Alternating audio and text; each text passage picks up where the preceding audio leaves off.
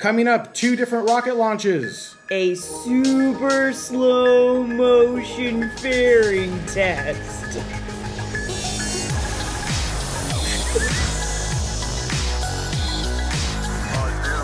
Got the flag up now. You can see the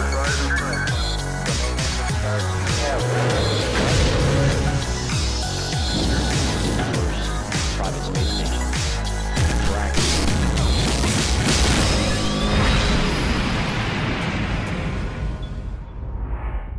And welcome to Spacevidcast episode 6.14 for Saturday, May 25th, 2013. My name is Benjamin Higginbotham. With me, as always, is the beautiful, lovely, and wonderful, talented Carrie Ann Higginbotham. Will be your hosts for this episode this afternoon. Now, before we can start with some space news, we did want to point out that we do have a brand new poster available in our poster series. Check this out. This one's entitled Space Rocks, and this can be downloaded at spacevidcast.com/posters, and actually right now it's available only for purchase, and you can buy this one, or you can download it or purchase the other poster we've got in the series. And the nice thing is that they coordinate with each other, so that you can kind of see how this series is building out, and they are absolutely gorgeous. They're devastatingly beautiful, absolutely gorgeous, and I think this one's a little bit more my favorite. I do love the first one, of course, very, very much so. This one has a slight sort of Art Nouveau-ish sort of thing going for it.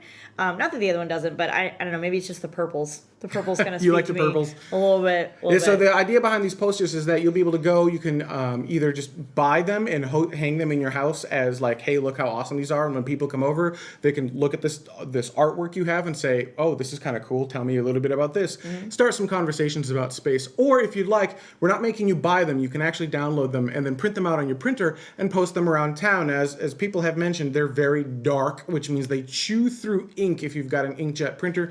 We know the rest of this series will likely remain dark, but when we start the next series of posters, the next themed set, we'll try to find something lighter so it's easier for you guys to print out. We'll also make available, hopefully sometime soon, the editable version so you can translate it into whatever language you want. The whole point, we want to get people excited about space. What a great way to do it. So getting straight into some space news, Vega, the ESA has launched Vega, which is their small rocket, and this is the second time that they've done that. Here we've got just a teeny tiny bit of launch footage. It was at night, and it just kind of disappeared almost immediately. So yeah. Here's what we do have. 7, 6, 5, 4, 3, 2, 1, top. Allumage, décollage.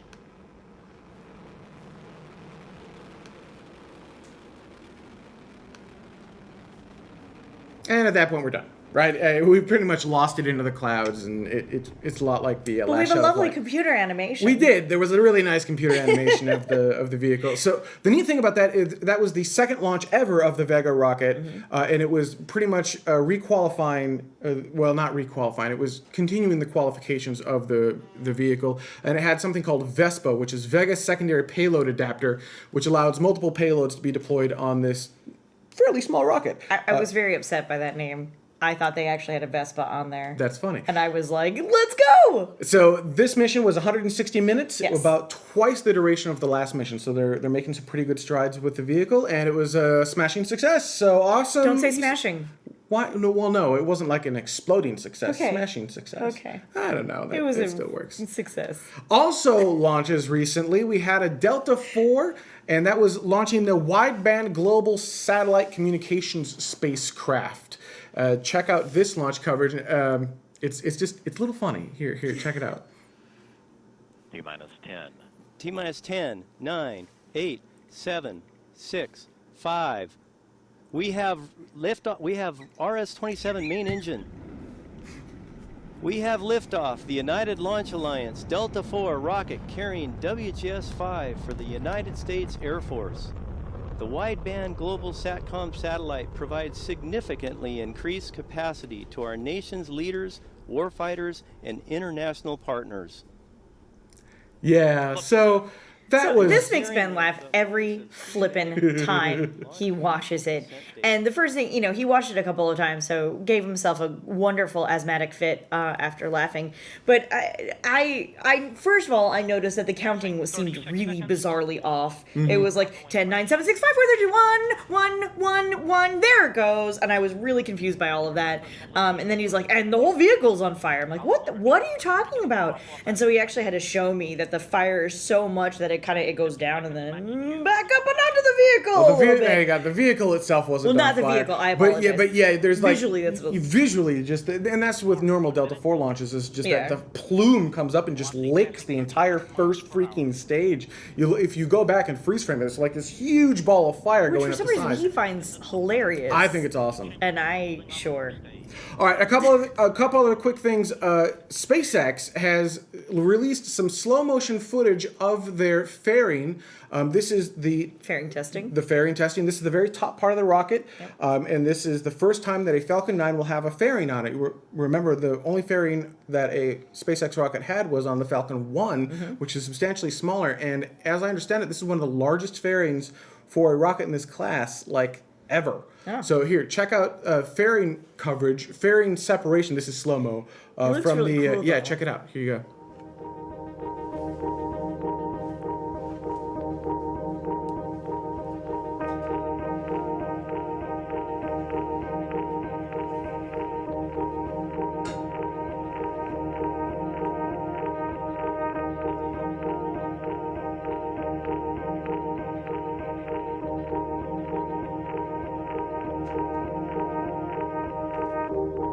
I love this shot. Check that out. That's the money shot right there. This is gonna happen much, much faster than that, obviously. Yeah.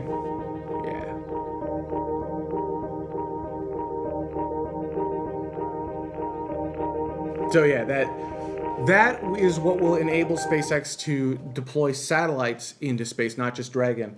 And so that's a necessary part to protect the satellite. And before we go to break, we want to let you know that Planetary Resources has an announcement coming up on May 29th at 10 o'clock a.m. Pacific Daylight Time, 1 o'clock p.m. Eastern Daylight Time, and that's 1700 hours Coordinated Universal Time. And that's basically going to give students, teachers, and public access to some of the innovative technology that they're working on.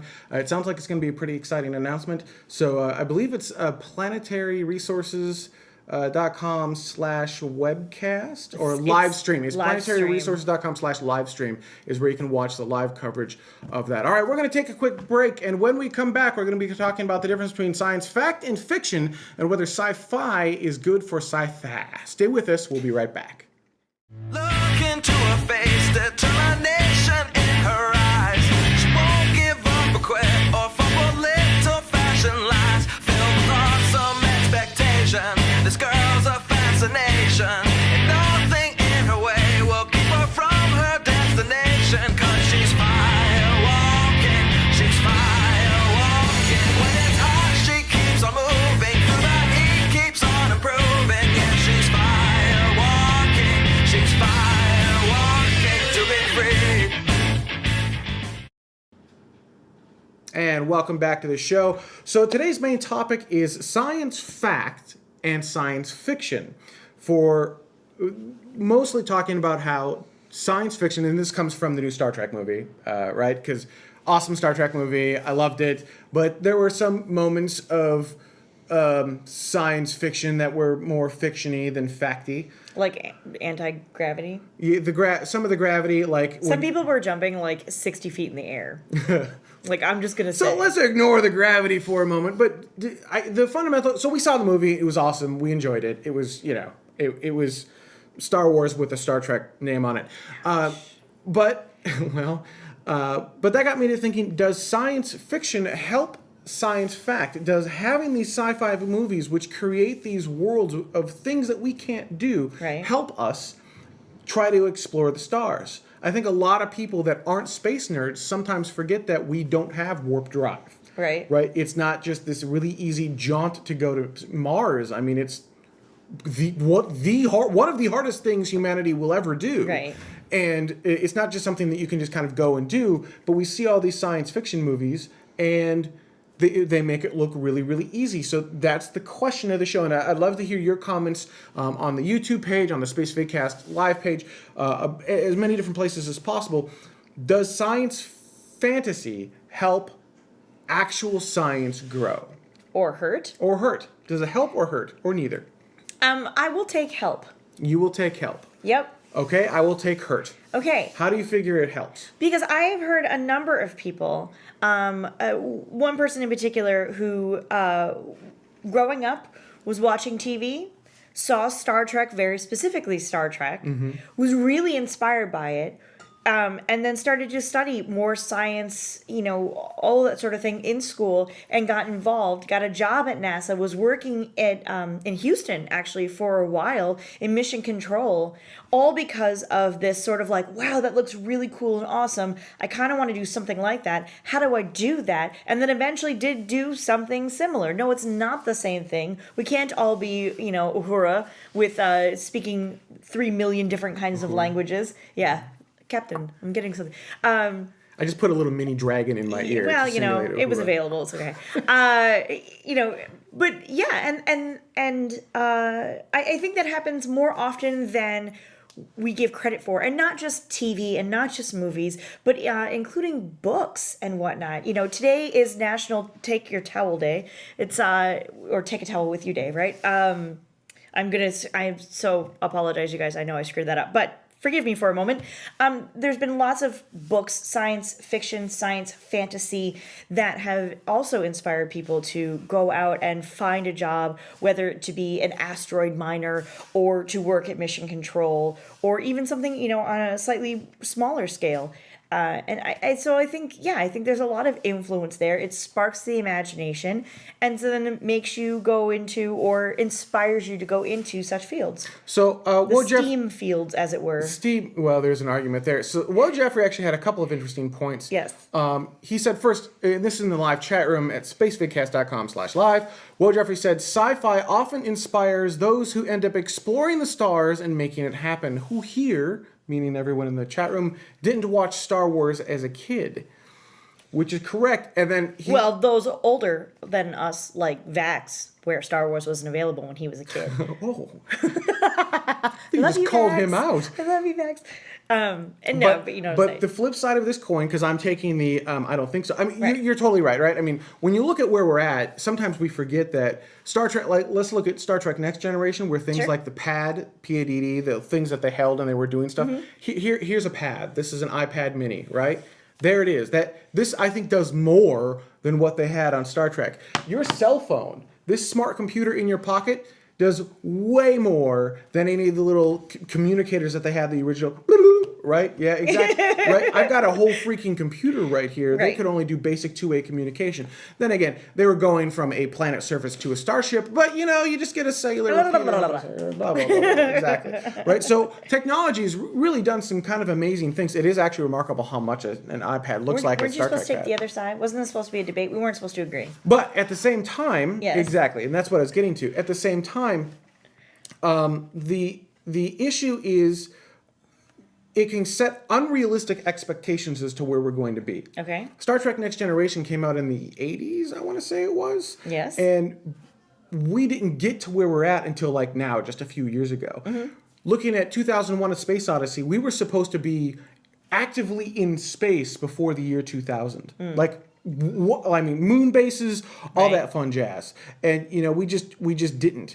So does it set unrealistic expectations of where humanity should be, and then lead us to a level of disappointment when we figure out that we are not in the future, that we're in the present? Well, you have to set goals, right? Okay, yep. I mean, there's only a couple different ways to motivate people, right? Right. Like here's a carrot at the end of a stick. Come get the carrot. Or, hey, if you don't go get that stupid carrot, or, what have you, you'll be killed over on this side, right? I mean, you only have so many different kinds of motivations, and you have to sort of set some kind of goal, and or there has to be some kind of fantasy that who's to say that we would have come to a tricorder sort of situation or a PADD sort of situation should that fantasy have not have been thought up at some point. What about Apollo 18?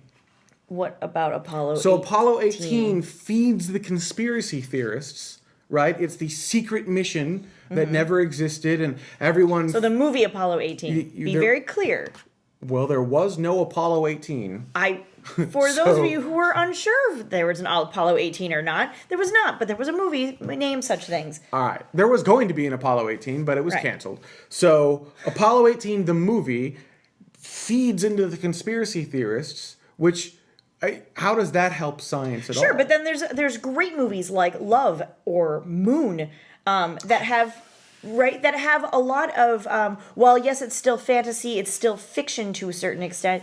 It still has a fairly realistic version of what it's like to be in space, particularly alone on a remote island, a remote planet, remote what have you, et cetera, et cetera. There's plenty of those kinds of movies that are trying to set realistic expectations, or not even trying to set realistic expectations, but using realistic expectations in order to tell a story that's still fantasy filled. L3X says, who cares about realistic expectations if you're dreaming of tomorrow? Exactly. Mars 1. What about them? Well, is that 2023? Are they really going to be able to do it by 2020? I don't know, but they've set a goal, haven't they? And even if what's the saying? You have to at least shoot for the moon, and even if you don't reach that, at least you'll end up among the stars. You have to set a goal of sorts, and who cares if you don't reach it by 2023? If they hit it at 2030, they still freaking did it, didn't they? I suppose. I guess, but at what cost? So if they did it, but now everyone's looking at the industry and laughing at the industry, and that dries up money from the industry. Now, sure, maybe they did it in 2030, but because of the way that was gone about, they can't afford to continue to do it. We end up with flags and footprints again. So is that good or bad? No, I think just if the money starts to dry up from the industry because the naysayers are too many and the believers are too few, then I think it's just the believers who will get off the planet, and all the naysayers will be here when it blows up. And all the smart people will be far, far away, and they can procreate, and it'll be fine. So we want to know. It's hard for me to debate the point that I don't. I know, which is necessarily why I agree with. gave it to you. I don't necessarily agree with it. That was really hard for me to debate. Really awesome stuff. And actually, the chat room is hilarious because they're talking about. We all have to agree that Voyager and Enterprise just sucked. As long as. Yeah, that's fine. We can all be But on the whoa, same Jeffrey, page for that. it's weird. So I'm apparently showing my age. I did not like Voyager, and I did not like Enterprise. But some people, and I've got a coworker at work who's about my age. He actually liked Enterprise, but he's wrong. But all the young'uns at work, they like Voyager and Enterprise and shows like that. And they're like, ugh, TNG, that's so old. I'm like, no, I grew up with TNG. It's not old. That makes me old too. DS9 is where it's at, so y'all are wrong. DS9's okay, but DS9. Anyway, that's not the point. The point is, we'd like to hear your opinions. Pro, con, a mixture of both, because I'm sure that's usually what it is anyway. I want to know, actually, in your opinion, Yes. iPad mini, right? Sure. This was on Star Trek. Basically, This was basically on Star Trek. Would we have had this, like this, had Star Trek not shown us this?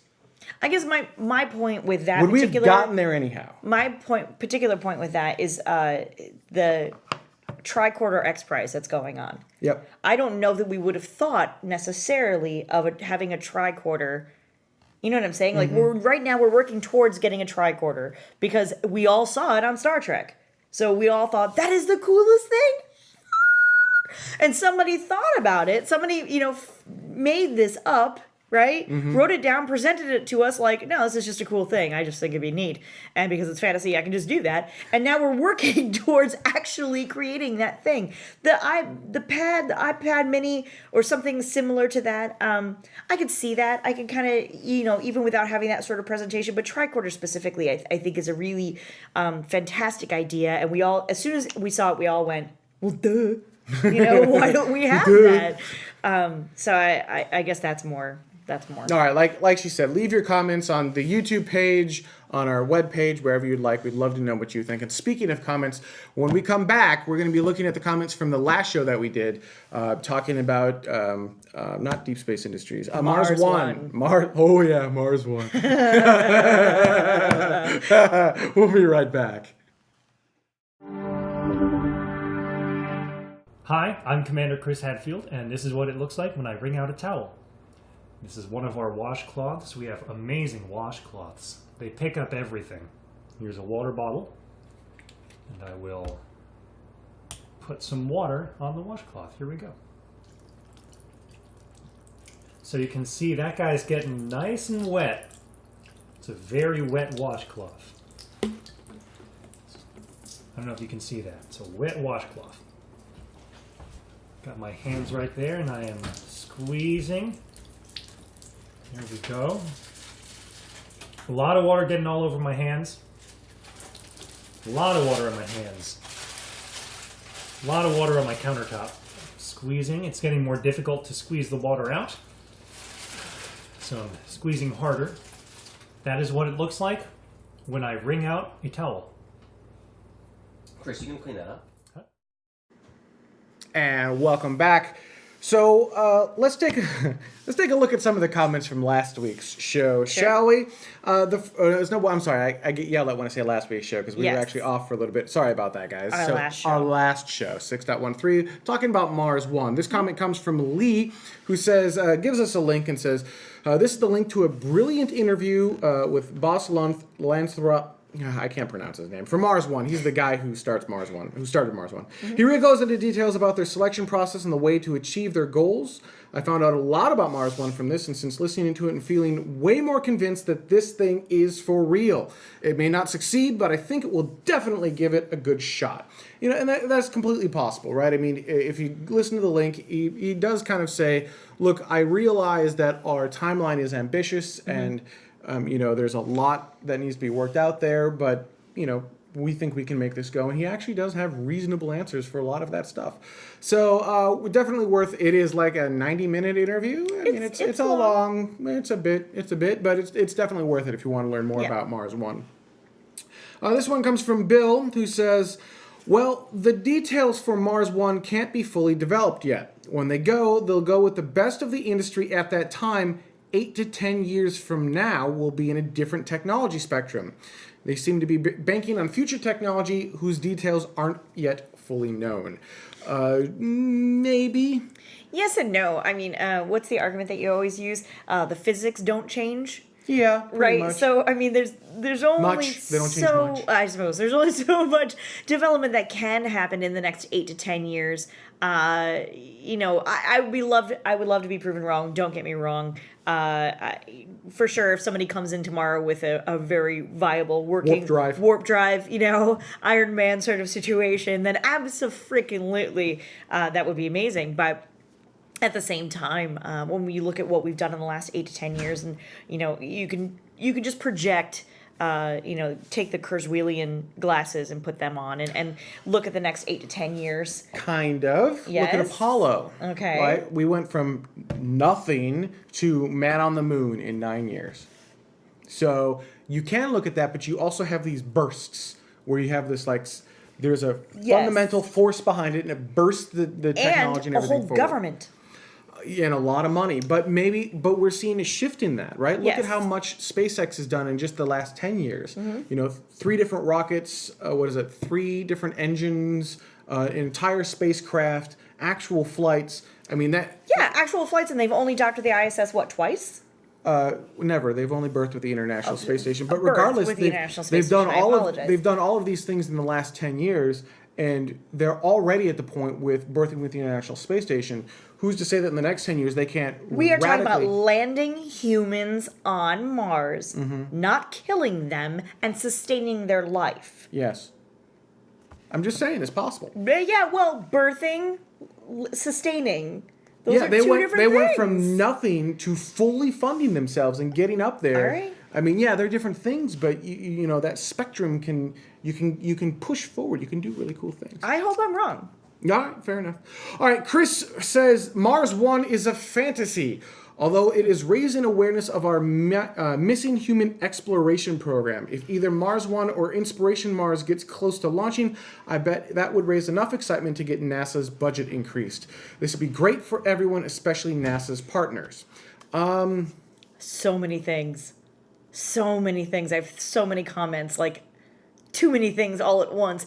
My first initial response is, Sure, great. Everyone loves a little bit of competition. A little cooperation is even a little bit better. And yet, at the same time, just because somebody else is doing it doesn't mean NASA's suddenly going to wake up and go, "Oh, hey, that would be awesome." And it's not even really NASA. So I apologize for pointing the finger directly at them because it isn't NASA who's making these decisions. But the people who are making the decisions on behalf of NASA, it's not like they're going to suddenly wake up and say, "Hey, we actually need to kick some butt in this particular arena." I fear that the people who make NASA's decisions for them will look at somebody else and go, "Yeah, that's super awesome, great, good job with that," and not do anything. Maybe another rover. That's where SLS comes from. You're referring to the senators and congressmen who basically have said, "Look, NASA, you're going to build this Uber robot," and NASA has said, rocket, and NASA has said, "We can't afford it. We don't really want it. It doesn't have a mission to anywhere." And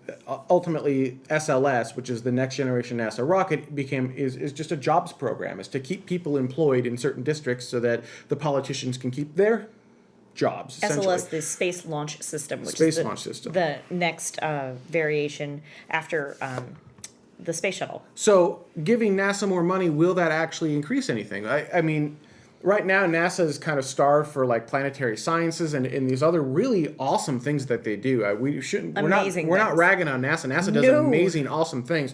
And then they also have SLS. So all this awesome stuff going on over here, plus SLS. If we can just lob SLS off and remove that money back into the other awesome things they do, NASA would actually be in a really great place. Yeah. But SLS is such this big behemoth, it's sucking these other programs dry. Right. So I think that's one. Let's say we give NASA more money. That's not to say that they're going to put that money into those amazing, awesome programs. Right. It could all go into SLS. It could go into this huge black hole, which is extremely unfortunate. And I think it's Bob Zubrin, who is a huge guy behind trying to get to Mars sooner rather than later, of course, has always sort of said that even if you have that goal, even if America specifically has that goal of getting to Mars, you have to make it in that 10-year time span. You have to make it in that window, because what happens is that we choose a new president every 4 years, and a president can only be president twice. That only gives him 8 years, or her, I suppose. That only gives the president 8 years to sort of make this program happen.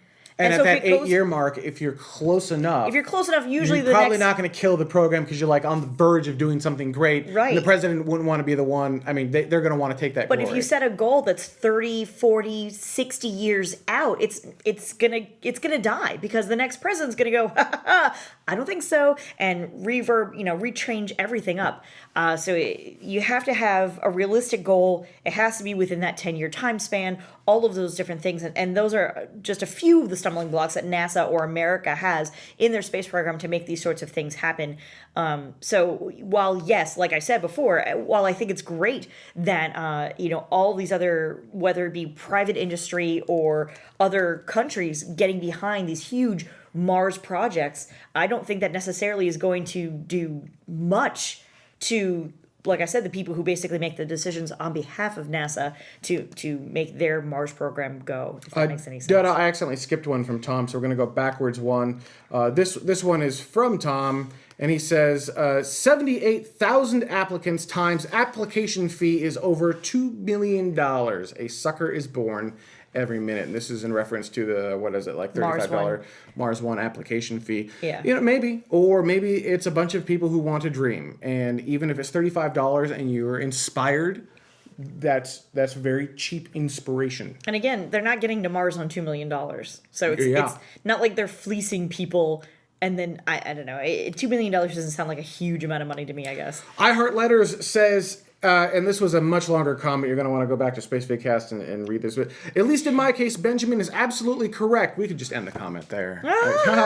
Absolutely correct in stating that, if anything, Mars One is, quote, creating conversations about space that wouldn't normally happen, unquote. I'm officially excited about space. Out of my newfound excitement, my friend also led me to this very show, which I will be watching every week. Thanks. Awesome! We love new viewers. We do love new viewers. And we have tens and tens of viewers now. At least. And so that also goes back to my very wisely chosen argument of sci-fi in favor of SciFact, if that makes any sense. Yeah, but if you only ever focus on... we'll come back to that. But yeah, leave your comments. Yeah, okay, fine.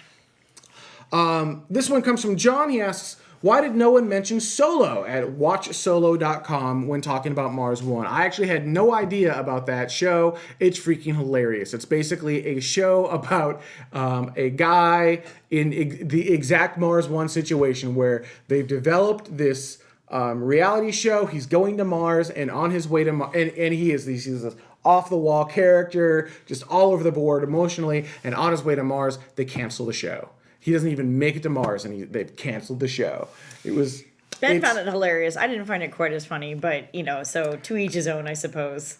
And finally this week, Stefan asks, or Steven, I don't know. Which do you have more confidence in, the Space Launch System, which is SLS, or Mars One? Mars One. Yeah. That's what I'm going to have to go with on that one. SLS is Constellation 2.0, and we all know what happened to Constellation. It's the exact same thing repeated. They just did not learn their lessons from the past, and so they're doomed to repeat them. And that's exactly what's happening. So it's not that we hate big heavy lift rockets, or that we hate NASA, or that we don't want something to go. We just want the rocket scientists themselves to design the rockets and not the senators, forcing their hand in certain technologies in order to keep people employed. That will basically guarantee a overcost, overrun, really late rocket that will probably never fly, and or just Ares 1X. Anyhow, that is our show for this week. Thank you guys so much for watching. We're going to attempt to do a little bit of Spacevidcast after dark if we can, but we're having some technical issues, so we may just skip that. So if you're an Epic subscriber, I apologize. We may just not have an after dark episode for this show. But on that note, thank you so much for watching, and we'll see you next week.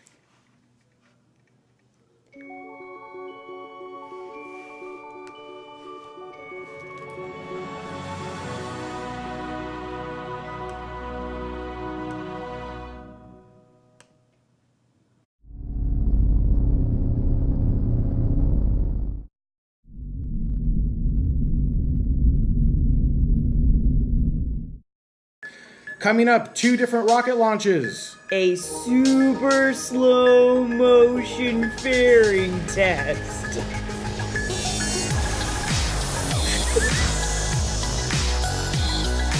Oh, it's beautiful, Mike. Got the flag up now, and you can see the stars and stripes.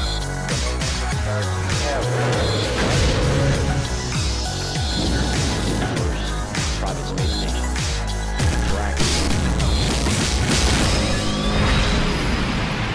Post them around town. As people have mentioned, they're very dark, which means they chew through ink if you've got an inkjet printer. We know the rest of this series will likely remain dark, but when we start the next series of posters, the next themed set, we'll try to find something lighter so it's easier for you guys to print out. We'll also make available, hopefully sometime soon, the editable version so you can translate it into whatever language you want. The whole point, we want to get people excited about space. What a great way to do it. So getting straight into some space news, Vega, the ESA has launched Vega, which is their small rocket, and this is the second time that they've done that. Here we've got just a teeny tiny bit of launch footage. It was at night, and it just kind of disappeared almost immediately. So yeah. Here's what we do have. 7, 6, 5, 4, 3, 2, 1, top. Allumage, décollage.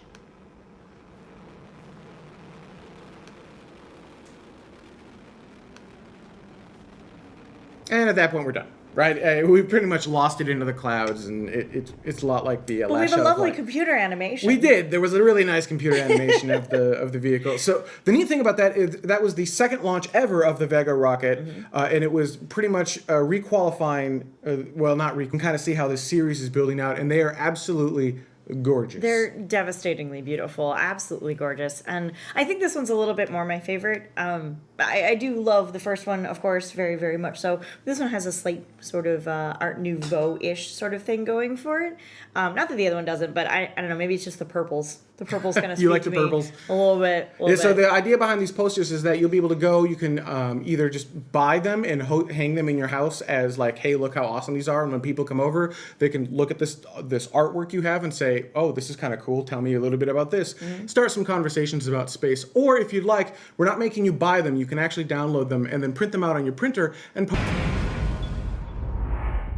And welcome to Spacevidcast episode 6.14 for Saturday, May 25th, 2013. My name is Benjamin Higginbotham. With me, as always, is the beautiful, lovely, and wonderful, talented Carrie Ann Higginbotham will be your hosts for this episode this afternoon. Now, before we get started with some space news, we did want to point out that we do have a brand new poster available in our poster series. Check this out. This one's entitled Space Rocks, and this can be downloaded at spacevidcast.com/posters, and actually right now it's available only for purchase, and you can buy this one, or you can download it or purchase the other poster we've got in the series. And the nice thing is that they coordinate with each other, so that you can